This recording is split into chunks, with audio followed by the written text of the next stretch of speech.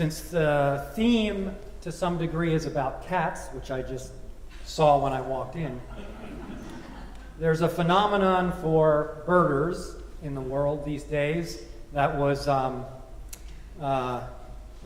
started by a good friend of mine named Ken Kaufman, who wrote an article about something called spark bird. And that is, for those of us that can identify our connection to nature, in this case, connection to birds, we sort of trace back into our childhood or whenever it began, even if it began last week. What was the bird that got you started? So in my case, briefly, when my father used to take me fishing when I was a little lad, and one night at the local lake where my grandparents lived, we were out there trying to catch crappie bass, and I guess the fishing wasn't all that great.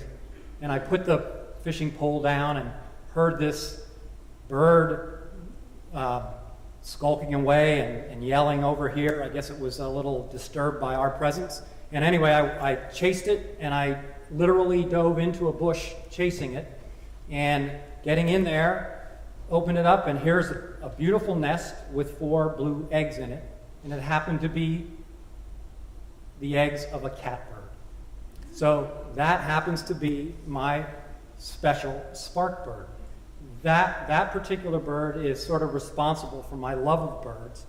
And along the way, I've developed a reverence for that particular scrappy little bird. And some think that it's farther to our south, but we're finding them here, and they're moving. And that's part of this story today that I want to tell. The Schoodic Institute at Acadia National Park, in my mind, is a catalyst for citizen science. And we're connecting people and science through participation. So this is a bit of an update on what we've been up to at the Bird Ecology program.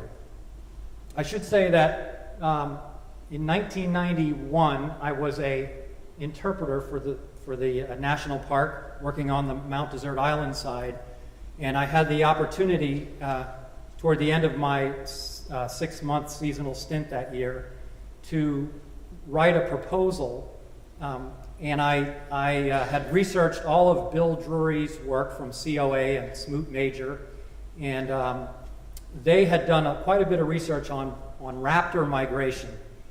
Ben mentioned that I had some history at Hawk Mountain Sanctuary in Pennsylvania. And so I wrote up a sort of skeletal idea for doing hawk watching on Cadillac Mountain. And in fact, in '94, that particular project launched. I had left the Park Service for Audubon, but a good friend, Bryant Woods, and I, who used to bird with Zach when I first showed up in this neck of the woods, the 3 of us used to bird together and think about all these kinds of things. And anyway, the Hawk Watch began in 1994 and is still going strong today, one of the longest running citizen science projects in Acadia National Park. So at a glance, this slide sort of tells a bit of a story. We're involved with observation, research, education, and getting that information out to the public through publications. In terms of the Bird Lab, birding, ornithology, call it what you will, is a year-round endeavor. There's something to do every day of the year with birds, whether it be spring migration and the arrival of those colorful warblers, fall migration, and the recently discovered migration of the northern saw-whet owl, which happens to use our nearshore islands. And that was discovered with some partners of ours, the U.S. Fish and Wildlife Service, who were doing work out on those islands, and friends in the mid-Atlantic states who also now have a network that banned these birds moving south. They move south by the thousands in a cyclical cycle. And the banding research, that is capturing the birds, measuring them, and following their life cycles, is telling us that there is a cyclical fashion to their migrations that are tied to red squirrel productivity. So there's some very interesting things going on. Summer, of course, we think of summer as the quintessential summer bird is the loon, echoing its lovely calls from our freshwater lakes. But who here knows that in wintertime, the coast of Maine is one of the best places to see wintering common loons. And in fact, you'll hear a little later from our Christmas bird count information actually tells us that per party hour effort, the Schoodic Point Christmas bird count has the highest concentration of common loons in the state of Maine. Also in wintertime, we have this shorebird that comes here called the purple sandpiper. It's a bird of special concern, and it's earned our coastal habitats, especially islands and coastal edges in Acadia National Park, special recognition for that habitat, special protections. This all is against a context that we're becoming all too familiar with, and that is of rapid environmental change. I have to thank my colleague, Abe Miller-Rushing, for this particular slide. I kind of poached it from one of his presentations, but it makes tremendous sense to me, and you can see the list of things for which we are endeavoring to come up with some sort of resilient plan to respond to these things that in fact are happening.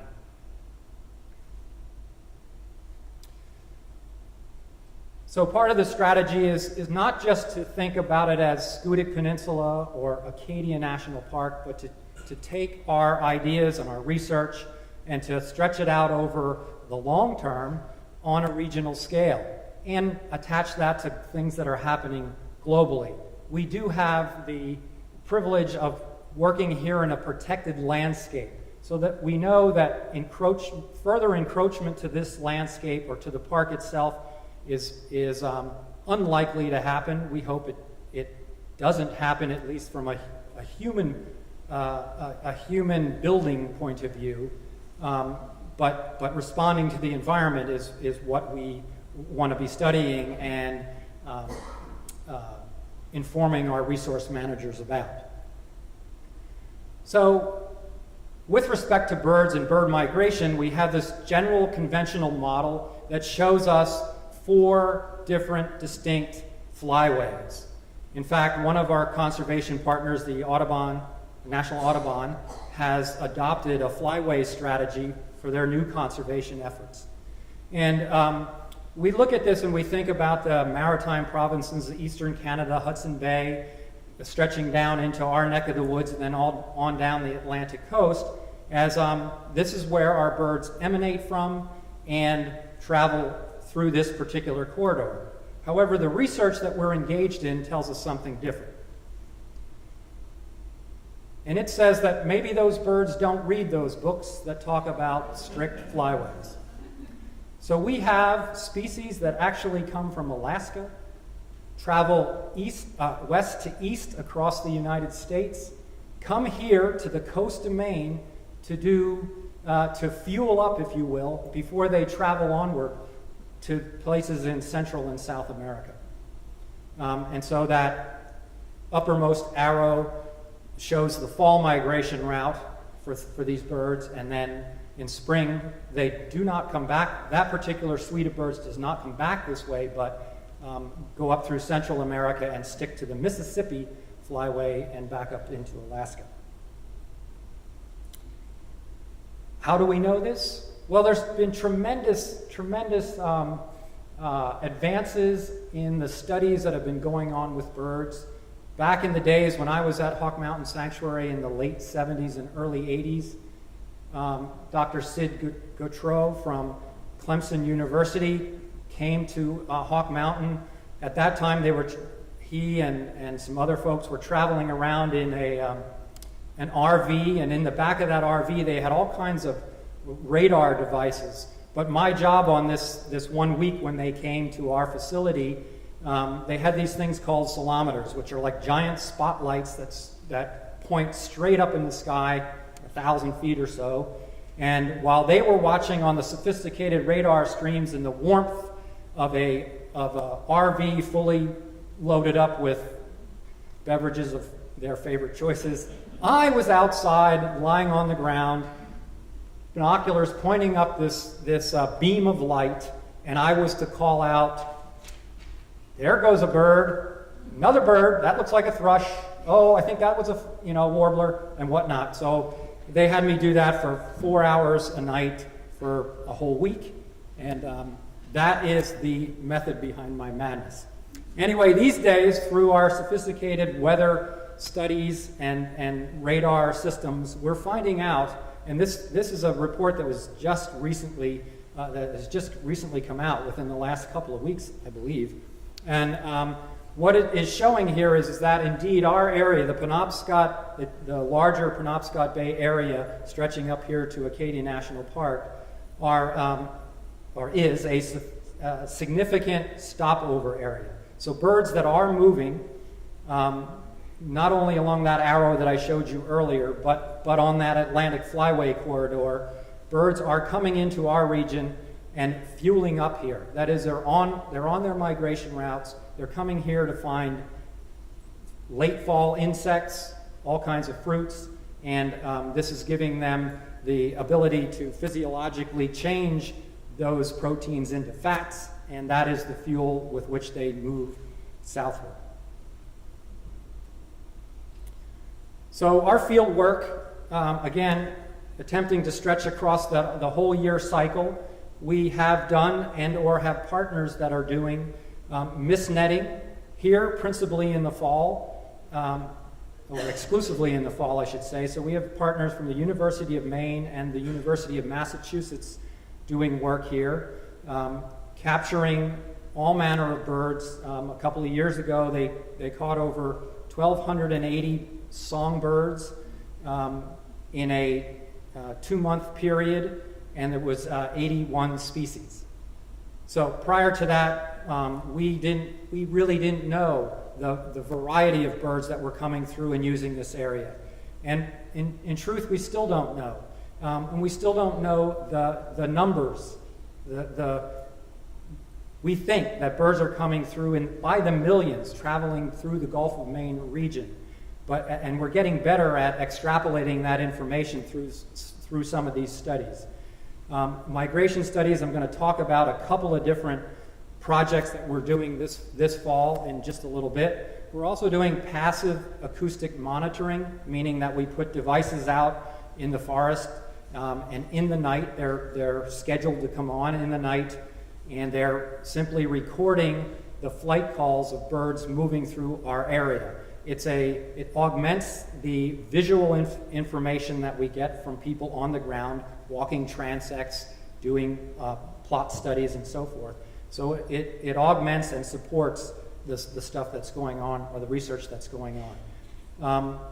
The bird ecology program here has participated in breeding bird surveys, especially on the coastal islands such as Petite Manan, with the coastal refuge system, as well as Audubon. And we get to go out on those islands, walk the islands step by step, recording tern nests, puffin nests, razorbill, any sort of bird, including common eiders, that are on those islands. And then winter surveys occur here, in addition to the purple sandpiper that I mentioned earlier. We are doing winter surveys, and our loop road here on the Schoodic Peninsula is an excellent transect, if you will. You simply come on, and your first stop would be at Fraser Point. You can scan the Winter Harbor Bay, and then move on down the auto loop to the Mark Island overlook, have a stop there, and so forth, out to Schoodic Point, and then beyond on the east side of the drive. So there are 5 or 6 stops where we regularly go and spend a 3 to 5 minute time period counting every bird that we can see, and of course recording the variety of birds that we get here. This is an excellent place to do winter waterfowl watching. So I mentioned a couple of our partners the woman in this picture is Jenny Smetzer. She's from the University of Massachusetts, and her study is it's focused on two particular birds, the red-eyed vireo pictured here, and another smaller bird called the black-polled warbler, one of those birds that comes from the west across to the east, fuels up, and then flies 5 days nonstop to South America. A bird that weighs little more than a couple of dimes on top of each other. So the sophistication of this research is to place nanotags, that's that white device that's sort of put on in a hidden backpack on the bird. It's designed to fall off in about 18 days or so. And here on the campus we have an antenna, a receiving antenna, and that's one antenna in an array that stretches from the Great Lakes all the way along Nova Scotia and on down. This particular slide is a little old, so there are receiving stations all the way down to Cape Cod now. And so when a bird with one of those nanotags, it's captured, it's outfitted, all of the vital statistics are recorded, it's re-released, and then it travels wherever it's going to travel. And we're finding out that birds don't simply come down the coast of Nova Scotia, get to the southern tip, and then leap across to Cape Cod. Turns out that they do it in fits and starts.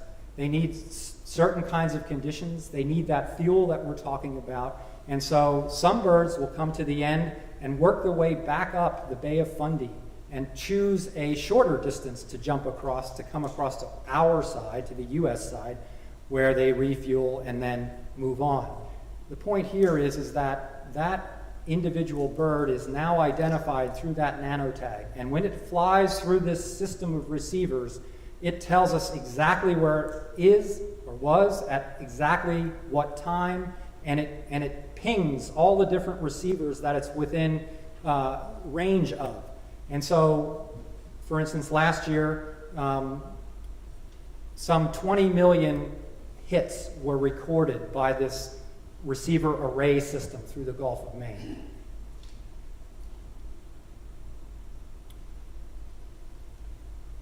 What we hope to do here is along with that professional research that I sort of just described, we really intend to get the public and other interested folks involved, such as our volunteers, any day visitors that come here, conference attendees, even our staff who wouldn't otherwise necessarily partake of the science opportunities here. And of course we have school groups. Our Sea Adventure program, the middle school residential program, where kids come for 3 days, 2 nights, they can get involved in our citizen science efforts too. So we're cross-fertilizing across these different age groups, hoping to create an interest and respect for science that seems all too threatened by outside forces these days. In general, with respect to the citizen science, we are studying phenology. I'll get to that in just a second.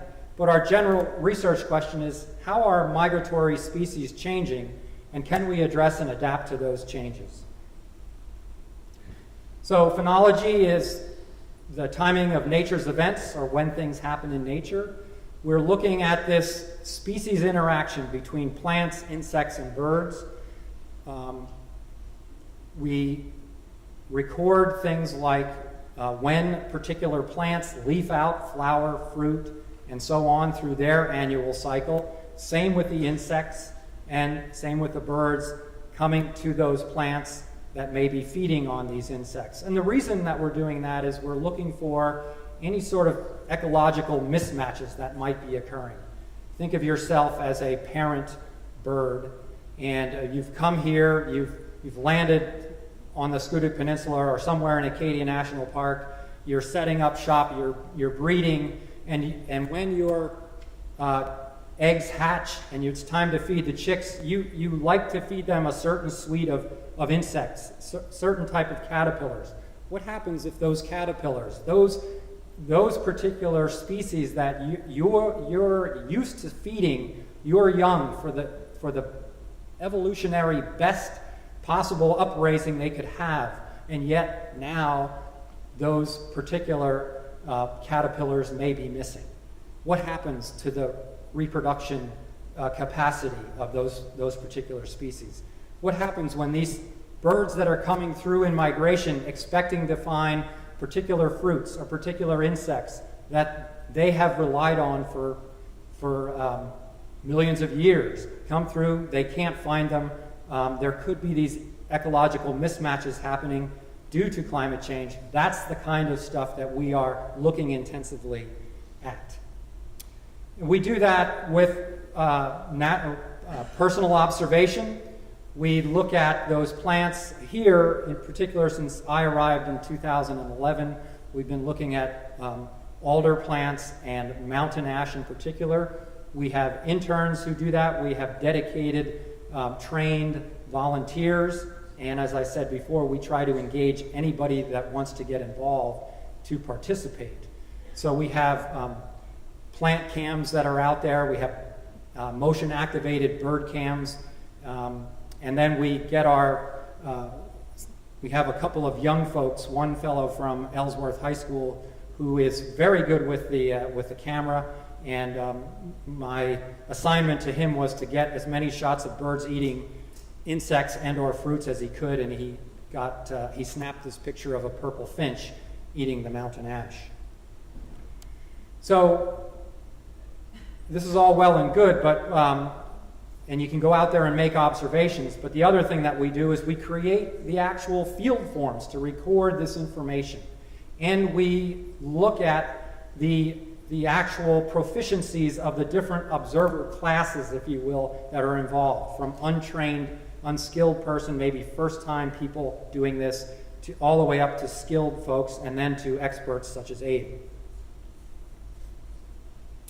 Moving on to a couple of our very long-lived, precise sort of studies that we're doing. Is I mentioned the hawk migration, which got its start here in Acadia in 1994. It's been going strong ever since. We see things like broad-winged hawks, which here's its range on the right-hand side, the blue being the breeding area, and it winters all the way into central South America, as you can see there.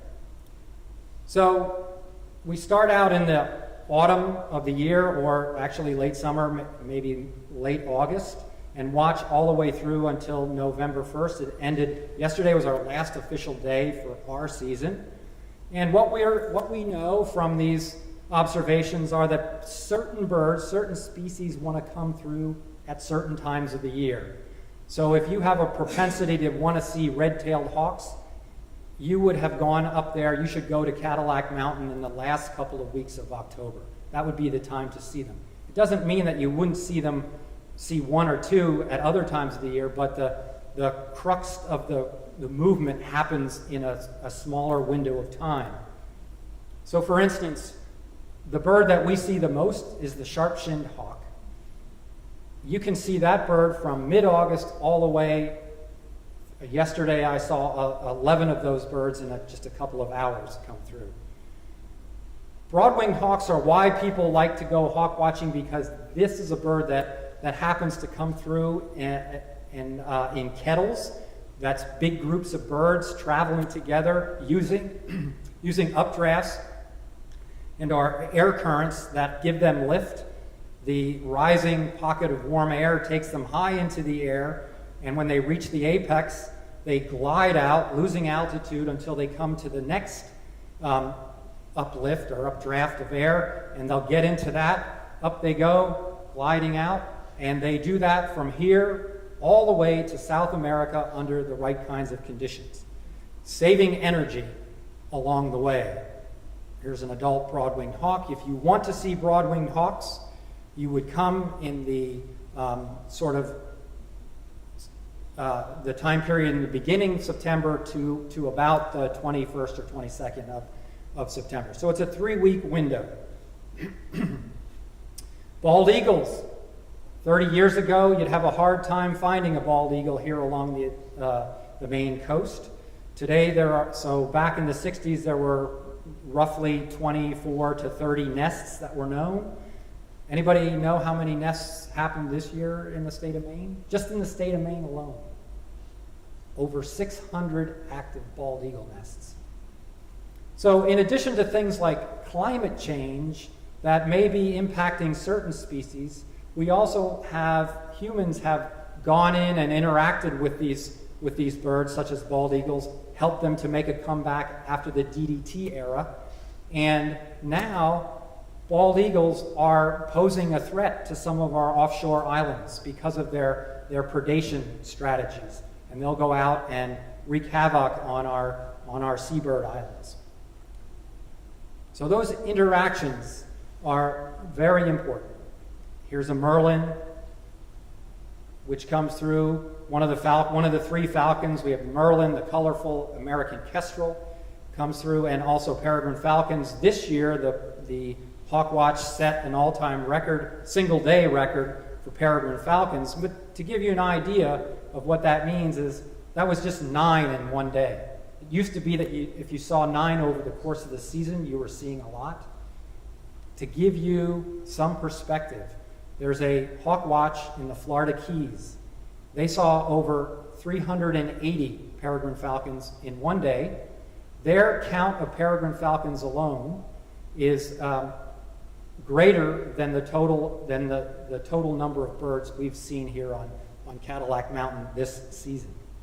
So this is all relative stuff. Red tails, as I mentioned, are coming through, have just come through. So here's this river of raptors. This slide, I hope, helps to illustrate a little bit about that sort of river. The idea that here in Acadia National Park on Cadillac Mountain, we're at the headwaters of that Atlantic flyway slide that I showed you. We're way up at the top. We are just a little trickle of a stream. So turkey vultures, we've seen 142. Travel down to Cape May, New Jersey, in the mid-Atlantic states, they've seen 1,003. This is through 2 days ago, October 29th. They've seen 1,003. Go to Veracruz, Mexico, where the landmass narrows to just a short little passage, buffered by volcanic mountains on one side and the coast on the other, very narrow corridor. All the birds pour through that because it turns out raptors don't really like to go across big stretches of ocean. They need land for that uplifting, energy-saving, conditional development. So at Veracruz, 378,000 turkey vultures this year. Trickle, bit of a stream, big river mouth heading into the south. And you can see that across those various species for the most part that I've listed there. Now, with bald eagles, that's an interesting one. And what does that information tell us? We've seen 70, Cape May 581, Veracruz 0. Turns out that all migratory eagles fall out, settle out for the winter before they go into Central or South America. So we've learned that kind of information from tracking these birds, making these observations at these different spots. I might say that the Hawkwatch world in general started from people going to the top of mountains where they noticed birds of prey migrating and blasting them out of the sky, just shooting them wantonly out of the sky. We've replaced, in fact, the place that started this was Hawk Mountain Sanctuary, where people went up and stood up against the people with the guns, and sportsmen's clubs selling truckloads of shotgun shells to blast these birds out of the sky at a time that we thought all birds of prey were varmints and they all should die. So essentially, guns replaced by binoculars and people studying these things instead of blasting them out of the sky. We know that raptors are birds of prey. They're at the tops of food chains. They teach us a lot about the ecology and ecosystem values and the connections between those ecosystems. Another thing that happens here is this thing called the Sea Watch. It's now in its just in its 4th year. I started it here when I came in 2012 when I worked for Kate in the sea program. In fact, that summer I was a seasonal ranger and had some public programs. So we experimented with this. It was was wildly popular. People just, they'd come out to the coast to watch the waves. And I thought, well, you know, there's a lot more than just the waves out here. There are seals swimming by, porpoise, whales. I saw a couple of minke whales. I even saw a mola mola one time. And I'm sure that Zach will tell you what that is if you don't know. But I noticed this massive passage of seabirds happening. And I thought, well, why can't we start something with this? So, in fact, we did. We started the Sea Watch, a seabird migration monitoring program. And this is just a little table from this year alone. Once again, it gives you an idea that numbers start small, maybe in early September, and they build as we go through the season. And this will continue all the way into December. So this depicts from September 8th to just yesterday or the day before yesterday. And you can see that if you take the double-crested cormorant there in the center of the slide, they started out, we had fair numbers. That's 113, doesn't sound like a lot, but it is.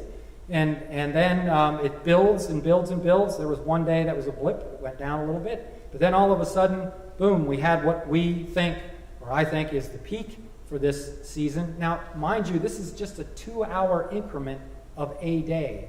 And I had made the remark at one of our staff meetings that had I been out there all day long, because at lunch that day I went out and had my sandwich and apple sitting out there watching, and I saw more skeins going by, more skeins of cormorants.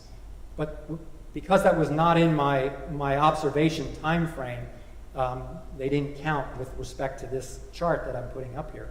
I guess that probably maybe 10,000 or more actually passed by that day. So that was a big day for us right here at Schoodic Point. And you get the idea that with this select group of species that I've depicted here, where we can see that kind of flow of activity. That's really important when we think about placing wind turbines out on the coast. When do these birds go through? What altitudes do they fly at? Can we regulate, if we get to the point of putting those turbines out there, can we regulate things according to these very, very important bird migrations? That's just one example of how the stuff that we're doing, the research we're doing, mingles with resource management on a much larger scale. Here, all of our observations that we make go into this large database called eBird. People, birders, professionals worldwide are using this particular database to record their information. And then anybody that has a research question, including any of us, if you're interested, when did cardinals show up in Maine, you could go into this database and extract that information from this particular database. It's an open source database. And here you see, this is a global chart. You can see how eBird has taken off, especially in the last 5 years or so. And if you look at our own statistics right here on the Schoodic Peninsula, the inception of the bird ecology program and the publicity that we've given to our programs and to the importance of contributing to science through recording your observations, we see, I would say that shows a pretty good uptick. And I would like to think that the bird ecology program and the Schoodic Institute have had something to do with that. I mentioned that we do publications, and so one of the things that we've done with our Christmas bird count information, again, this goes into a database that anyone can sort of mine, go into, and find out things. So Bill Townsend, who is a legend locally in terms of his natural history prowess, his former employment as a high school biology teacher at Sumner High, he started something called the Guillemot, a natural history little magazine kind of thing. And when I arrived on the scene, Bill and I got together. He was anxious to do something with the information, and so we've begun to work on producing some reports based on that information. He alone has been doing the Christmas bird count since 1967, every consecutive year. It typically happens on January 1st here. So if any of you want to come out on a nice cold day and go out and count some birds, speak to me afterwards and I'll hook you up. But you can see quickly from this thing, the red lines and the species tell us a little bit something about what's happening. Black ducks going down, ruffed grouse going down, common eiders on the slide trend-wise, population-wise, while eagles are going up. Cardinals are arriving and we're seeing more of them. And as I mentioned, this is the best place to see common loons, and so they show a slight upward trend. This information sometimes gets published. It certainly contributes to larger publications such as Climate Change and Birds of Acadia National Park Region. This is projected out over an 80-year period. Think about our black-capped chickadee, the state bird. The state bird in 30 years from now, we will have, if all goes according to these models that the observational information is telling us, it will be a challenge to go out and find a black-capped chickadee. The likelihood is that we'll be going out and we will be seeing Carolina chickadees. Birds that are right now have moved their range northward and are in the sort of in the Pennsylvania area, about now reaching the Poconos.